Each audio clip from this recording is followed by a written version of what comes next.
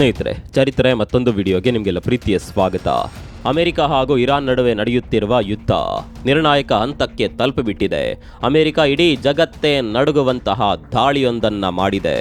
Iran ಇತಿಹಾಸದಲ್ಲೇ ಹಿಂದೆಂದೂ ಕಂಡು ಕೇಳರಿಯದ ದಾಳಿ ಇದು. ಇರಾನ್ ದೇಶದ ಆರ್ಥಿಕತೆಯ ಬೆನ್ನೆಲುಬು, ಇರಾನ್ ಕಿರೀಟದ ಮಣಿ ಅಂತಲೇ ಕರೆಯಲ್ಪಡುವ ಕಾರ್ಗ್ ದ್ವೀಪದ ಮೇಲೆ ಅಮೆರಿಕ ಘನಘೋರ ದಾಳಿ ಮಾಡಿದೆ. ಅಮೆರಿಕದ ಭೀಕರ ದಾಳಿಗೆ ಇರಾನ್ನ ಕಾರ್ಗ್ ದ್ವೀಪ ಅಕ್ಷರಶಃ ಸ್ಮಶಾನವಾಗಿದೆ. ಅಮೆರಿಕ ಮಾಡಿದ ಇದೊಂದು ದಾಳಿ ಇಡೀ ವಿಶ್ವದ ತೈಲ ಮಾರುಕಟ್ಟೆಯನ್ನ ಆಹುತಿ ತೆಗೆದುಕೊಳ್ಳುತ್ತಾ ಅನ್ನುವ ಪ್ರಶ್ನೆಗಳು ಹುಟ್ಕೊಳ್ಳೋದಕ್ಕೆ ಶುರುವಾಗಿದೆ. ಕಾರಣ, ಅಮೆರಿಕ ಈಗ ದಾಳಿ ಮಾಡಿರುವ ಕಾರ್ಗ್ ದ್ವೀಪ ಇರಾನ್ 90% ತೈಲವನ್ನ ಸಂಗ್ರಹ ಮಾಡಿ ಇಡುವ ಕೇಂದ್ರ. ಜಸ್ಟ್ ಇಮ್ಯಾಜಿನ್ ಮಾಡ್ಕೊಳ್ಳಿ, ಇರಾನ್ನಲ್ಲಿ ಉತ್ಪಾದನೆಯಾಗುವ 90% ತೈಲ ಇಲ್ಲೇ ಇರುತ್ತೆ ಅಂದರೆ ಇರಾನ್ಗೆ ಯಾವ ರೀತಿಯ ನಷ್ಟವಾಗಬಹುದು. ಕೇವಲ ಇರಾನ್ಗೆ ಮಾತ್ರವಲ್ಲ, ಇದರಿಂದ ಇಡೀ ಜಗತ್ತಿನ ಮೇಲೆ ಪರಿಣಾಮ ಬೀರುವ ಸಾಧ್ಯತೆ ಇದೆ ಅಂತ ವಿಶ್ಲೇಷಕರು ಹೇಳ್ತಾ ಇದ್ದಾರೆ. ಅಷ್ಟೇ ಅಲ್ಲ, ಆರ್ಥಿಕತೆಯ ಮೇಲೆ ಕೂಡ ಪೆಟ್ಟು ಬಿದ್ದಿರೋದ್ರಿಂದ ಇರಾನ್ ಕೆರಳಿ ಕೆಂಡವಾಗುವ ಸಾಧ್ಯತೆ ಇದೆ. ಅಮೆರಿಕ ಮಾಡಿದ ಈ ದಾಳಿ 3ನೇ ಮಹಾಯುದ್ಧಕ್ಕೆ ಕೂಡ ನಾಂದಿ ಹಾಡಲಿದೆ ಅನ್ನುವ ಮಾತುಗಳು ಕೇಳಿ ಬರ್ತಾ ಇದೆ. ಅಷ್ಟಕ್ಕೂ ಅಮೆರಿಕ ಇರಾನ್ನ ಈ ದ್ವೀಪದ ಮೇಲೆ ದಾಳಿ ಮಾಡಿದ್ದು ಯಾಕೆ? ಈ ದಾಳಿಯಿಂದ ಜಾಗತಿಕ ತೈಲ ಮಾರುಕಟ್ಟೆಯಲ್ಲಿ ಅಲ್ಲೋಲ ಕಲ್ಲೋಲ ಸೃಷ್ಟಿಯಾಗುತ್ತಾ? ಜಾಗತಿಕವಾಗಿ ಪೆಟ್ರೋಲ್ ಡೀಸೆಲ್ ರೇಟ್ ಹೆಚ್ಚಾಗುತ್ತಾ? ಅಮೆರಿಕ ಇರಾನ್ನ ಈ ದ್ವೀಪದ ಮೇಲೆ ದಾಳಿ ಮಾಡಿ ದೊಡ್ಡ ತಪ್ಪು ಮಾಡಿಬಿಡ್ತಾ? ಎಲ್ಲವನ್ನ ಡೀಟೇಲ್ ಆಗಿ ತೋರಿಸ್ತೀವಿ ನೋಡಿ.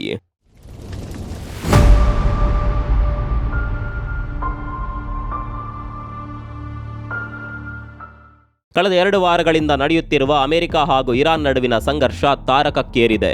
ಹೊಸ ಸುಪ್ರೀಂ ಲೀಡರ್ ಮೇಲೆ ಕೂಡ ಅಮೆರಿಕ ದಾಳಿ ಮಾಡಿದೆ ಅನ್ನುವ ಸುದ್ದಿ ನಿನ್ನೆಯಷ್ಟೇ ಹೊರಬಿದ್ದಿತ್ತು. ಈಗ ಈ ದಾಳಿ ಬೆಂಕಿಯ ಮೇಲೆ ತುಪ್ಪ ಸುರಿದು ಬಿಟ್ಟಿದೆ.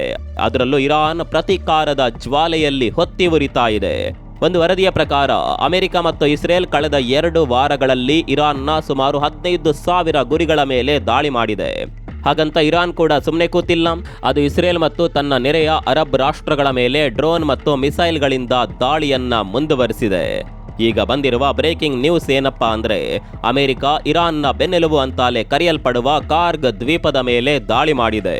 ಈ ಬಗ್ಗೆ ಅಮೆರಿಕ ಅಧ್ಯಕ್ಷ ಡೊನಾಲ್ಡ್ ಟ್ರಂಪ್ ಅವರು ಒಂದು ದೊಡ್ಡ ಘೋಷಣೆ ಮಾಡಿದ್ದಾರೆ. ಇರಾನ್ನ ತೈಲ ರಫ್ತಿನ 90% ವ್ಯವಹಾರ ನಡೆಯುವ ಕಾರ್ಗ್ ದ್ವೀಪದ ಮೇಲಿರುವ ಮಿಲಿಟರಿ ನೆಲೆಗಳನ್ನು ಅಮೆರಿಕ ಪಡೆಗಳು ಸಂಪೂರ್ಣವಾಗಿ ಧೂಳಿಪಟ ಮಾಡಿವೆ ಅಂತ ಬರೆದುಕೊಂಡಿದ್ದಾರೆ. ಈ ಬಗ್ಗೆ ತಮ್ಮ ಟ್ರುತ್ ಸೋಷಿಯಲ್ ಮೀಡಿಯಾದಲ್ಲಿ ಪೋಸ್ಟ್ ಮಾಡಿರುವ ಅವರು, ಕಾರ್ಗ್ ದ್ವೀಪದಲ್ಲಿರುವ ಮಿಲಿಟರಿ ಗುರಿಗಳನ್ನು ಸಂಪೂರ್ಣವಾಗಿ ನಾಮಾವಶೇಷ ಮಾಡಲಾಗಿದೆ. ಇದು ಮಧ್ಯಪ್ರಾಚ್ಯದ ಇತಿಹಾಸದಲ್ಲೇ ಅತ್ಯಂತ ಶಕ್ತಿಶಾಲಿ ಬಾಂಬ್ ದಾಳಿಗಳಲ್ಲಿ ಒಂದು ಅಂತ ಬರೆದುಕೊಂಡಿದ್ದಾರೆ. ಸ್ನೇಹಿತರೆ, ಇಲ್ಲಿ ಒಂದು ಇಂಪಾರ್ಟೆಂಟ್ ವಿಷಯ ಇದೆ. ಇಲ್ಲಿ ಟ್ರಂಪ್ ಒಂದು ಸೂಕ್ಷ್ಮ ವಿಚಾರವನ್ನ ಕೂಡ ಹೇಳಿದ್ದಾರೆ. ನಾವು ಕೇವಲ ಕಾರ್ಗ್ ದ್ವೀಪದಲ್ಲಿರುವ ಮಿಲಿಟರಿ ನೆಲೆಗಳ ಮೇಲೆ ಮಾತ್ರ ದಾಳಿ ಮಾಡಿದ್ದೇವೆ, ಆದರೆ ಅಲ್ಲಿನ ತೈಲ ಮೂಲಸೌಕರ್ಯಗಳ ಮೇಲೆ ದಾಳಿ ಮಾಡಿಲ್ಲ ಅಂತ ಟ್ರಂಪ್ ಬರೆದುಕೊಂಡಿದ್ದಾರೆ. ಇದಕ್ಕೆ ಕಾರಣ ಮಾನವೀಯತೆ ಅಂತ ಅವರು ಹೇಳಿಕೊಂಡಿದ್ರು. ಇದರ ಹಿಂದೆ ಒಂದು ದೊಡ್ಡ ರಾಜತಾಂತ್ರಿಕ ತಂತ್ರವಿದೆ. ಸ್ನೇಹಿತರೆ, ಇರಾನ್ ಹರ್ಮುಜ್ ಜಲಸಂಧಿಯನ್ನ ಯಾವ ರೀತಿ ಅಸ್ತ್ರವನ್ನಾಗಿ ಬಳಕೆ ಮಾಡಿಕೊಳ್ತಾ ಇದೆ ಅನ್ನೋದು ನಿಮಗೆ ಗೊತ್ತಿರಬಹುದು. ಇರಾನ್ನ ಈ ಅಸ್ತ್ರಕ್ಕೆ ಪ್ರತ್ಯಸ್ತ್ರವನ್ನಾಗಿ ಟ್ರಂಪ್ ಈ ಕಾರ್ಗ್ ದ್ವೀಪವನ್ನ ಬಳಸಿಕೊಳ್ಳೋದಕ್ಕೆ ಮುಂದಾಗಿದ್ದಾರೆ. ಈಗ ಅಲ್ಲಿನ ಮಿಲಿಟರಿ ನೆಲೆಗಳ ಮೇಲೆ ಮಾತ್ರ ದಾಳಿ ಮಾಡಿ ಟ್ರೈಲರ್ ತೋರಿಸಿರುವ ಟ್ರಂಪ್, ಒಂದು ವೇಳೆ ಹರ್ಮುಜ್ ಜಲಸಂಧಿಯನ್ನ ಮುಚ್ಚಿದ್ರೆ ನಿಮ್ಮ ತೈಲ ಸಂಪತ್ತಿನ ಮೇಲೆ ದಾಳಿ ಮಾಡ್ತೇವೆ ಅಂತ ತೋರಿಸೋದಕ್ಕೋಸ್ಕರ ಈ ದಾಳಿ ಮಾಡಿದ್ದಾರೆ. ಸಿಂಪಲ್ ಆಗಿ ಹೇಳಬೇಕು ಅಂದ್ರೆ ಬ್ಲ್ಯಾಕ್ ಮೇಲ್ ತಂತ್ರಕ್ಕಾಗಿ ಈ ದಾಳಿ ಮಾಡಲಾಗಿದೆ ಅನ್ನುವ ಮಾತುಗಳು ಕೇಳಿ ಬರ್ತಾ ಇದೆ. ಈ ರೀತಿ ಬ್ಲ್ಯಾಕ್ ಮೇಲ್ ಮಾಡದೇ ಇದ್ರೆ ಇರಾನ್ ತೆಗೆದುಕೊಳ್ಳುವ ನಿರ್ಧಾರಗಳು ಜಗತ್ತಿನ ಆರ್ಥಿಕತೆಯನ್ನೇ ಬುಡಮೇಲು ಮಾಡಬಹುದು. ಹೌದು, ಈ ಯುದ್ಧ ಕೇವಲ ಇರಾನ್ಗೆ ಸೀಮಿತವಾಗಿಲ್ಲ, ಇದರ ಪ್ರಭಾವ ಇಡೀ ಜಗತ್ತಿನ ಮೇಲೆ ಆಗ್ತಾ ಇದೆ. ಮೊದಲನೇದಾಗಿ ಆರ್ಥಿಕ ಪರಿಣಾಮ. ವಿಶ್ವದ ಒಟ್ಟು ತೈಲ ಮತ್ತು ನೈಸರ್ಗಿಕ ಅನಿಲದ 5ನೇ 1 ಭಾಗ ಹರ್ಮುಜ್ ಜಲಸಂಧಿಯ ಮೂಲಕವೇ ಹಾದು ಹೋಗುತ್ತದೆ. ಈಗ ಇರಾನ್ ಈ ಹಾದಿಯನ್ನ ಬಂದ್ ಮಾಡಲು ಪ್ರಯತ್ನ ಮಾಡ್ತಾ ಇದೆ. ಇದರಿಂದಾಗಿ ಜಾಗತಿಕ ಮಾರುಕಟ್ಟೆಯಲ್ಲಿ ಕಚ್ಚಾ ತೈಲದ ಬೆಲೆ 42% ಹೆಚ್ಚು ಏರಿಕೆಯಾಗಿದೆ. ಬ್ರೆಂಟ್ ಕಚ್ಚಾ ತೈಲದ ಬೆಲೆ ಪ್ರತಿ ಬ್ಯಾರೆಲ್ಗೆ $100 ದಾಟಿದೆ. ಇದರರ್ಥ ಭಾರತದಂತಹ ದೇಶಗಳಲ್ಲಿ ಪೆಟ್ರೋಲ್, ಡೀಸೆಲ್ ಮತ್ತು ಗ್ಯಾಸ್ ಬೆಲೆಗಳು ಗಗನಕ್ಕೇರಲಿವೆ.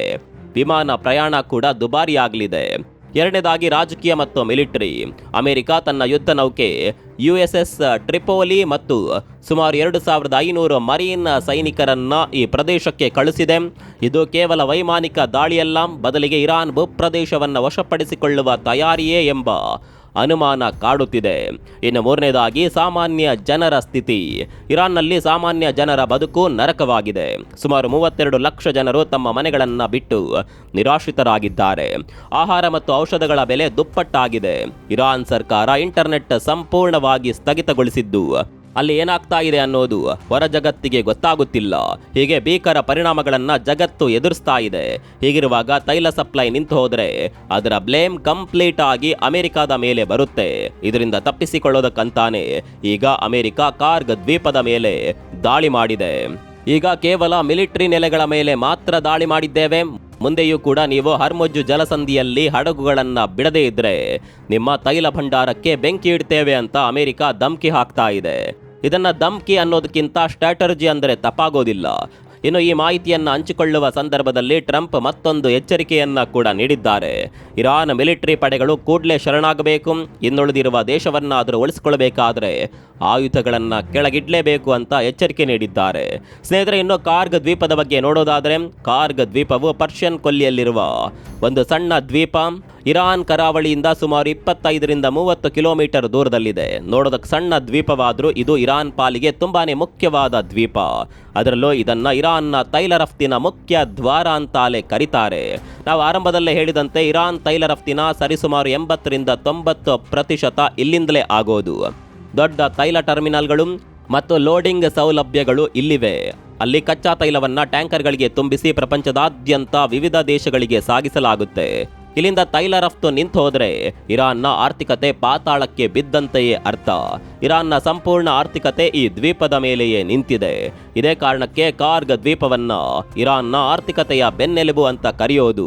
ಹೀಗಾಗಿ ಈ ಬೆನ್ನೆಲುಬನ್ನೇ ಮುರಿದು ಬಿಡ್ತೇವೆ ಅಂತ ಅಮೆರಿಕ ಆರ್ಭಟ ಮಾಡ್ತಾ ಇದೆ. ಸ್ನೇಹಿತರೆ, ಇಲ್ಲಿ ಮತ್ತೊಂದು ವಿಚಾರ ನಿಮಗೆ ಗೊತ್ತಿರಬೇಕು. ಈಗ ಕಾರ್ಗ್ ದ್ವೀಪದ ಮೇಲೆ ಆಗಿರುವ ದಾಳಿಯಿಂದ ದೊಡ್ಡ ಪರಿಣಾಮವನ್ನ ಎದುರಿಸೋದು ಚೀನಾ. ಕಾರಣ, ಚೀನಾ ಇರಾನಿನ ತೈಲದ ಪ್ರಮುಖ ಖರೀದಿದಾರ. ಇರಾನ್ನ ಕಚ್ಚಾ ತೈಲದ ಹೆಚ್ಚಿನ ಭಾಗವನ್ನ ಚೀನಾ ಖರೀದಿ ಮಾಡುತ್ತೆ. ಅದರಲ್ಲೂ ಭಾರತ ಯಾವ ರೀತಿ ರಷ್ಯಾದಿಂದ ಅಗ್ಗದ ದರದಲ್ಲಿ ತೈಲ ಖರೀದಿ ಮಾಡ್ತಾ ಇತ್ತು, ಅದೇ ರೀತಿ ಚೀನಾ ಇರಾನ್ನಲ್ಲಿ ಕಡಿಮೆ ರೇಟ್ನಲ್ಲಿ ತೈಲ ಖರೀದಿ ಮಾಡ್ತಾ ಇತ್ತು.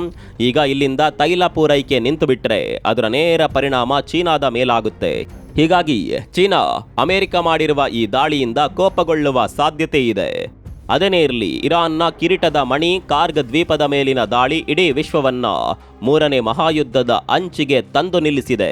ಒಂದ್ ಕಡೆ ಅಮೆರಿಕದ ಆಧಿಪತ್ಯದ ಹಠ, ಇನ್ನೊಂದೆಡೆ ಇರಾನ್ನ ಅಳಿವು ಉಳಿವಿನ ಹೋರಾಟ. ಈ ಸಂಘರ್ಷದಲ್ಲಿ ಅಂತಿಮವಾಗಿ ಸೋಲ್ತಾ ಇರೋದು ಮಾತ್ರ ಜನಸಾಮಾನ್ಯರು. ತೈಲ ಬೆಲೆ ಏರಿಕೆ ನಮ್ಮೆಲ್ಲರ ಬದುಕನ್ನ ಸಂಕಷ್ಟಕ್ಕೆ ದೂಡಲಿದೆ ಅನ್ನೋದು ಕಹಿ ಸತ್ಯ.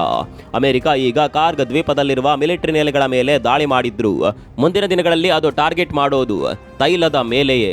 ಹಾಗೊಂದು ವೇಳೆ ಆಗಿಬಿಟ್ರೆ ಹರ್ಮುಜ್ ಜಲಸಂಧಿ ಸಂಪೂರ್ಣವಾಗಿ ಬಂದ್ ಆದಂತೆಯೇ ಅರ್ಥ. ಒಂದು ವೇಳೆ ಇದೇ ರೀತಿ ಆಗಿಬಿಟ್ರೆ ಮುಂದಿನ ಪರಿಣಾಮವನ್ನ ಊಹಿಸಿಕೊಳ್ಳೋದಕ್ಕೆ ಕೂಡ ಸಾಧ್ಯವಿಲ್ಲ. ಈ ಬಗ್ಗೆ ನಿಮ್ಗೆ ಏನನ್ಸುತ್ತೆ? ಕಾಮೆಂಟ್ ಮಾಡಿ.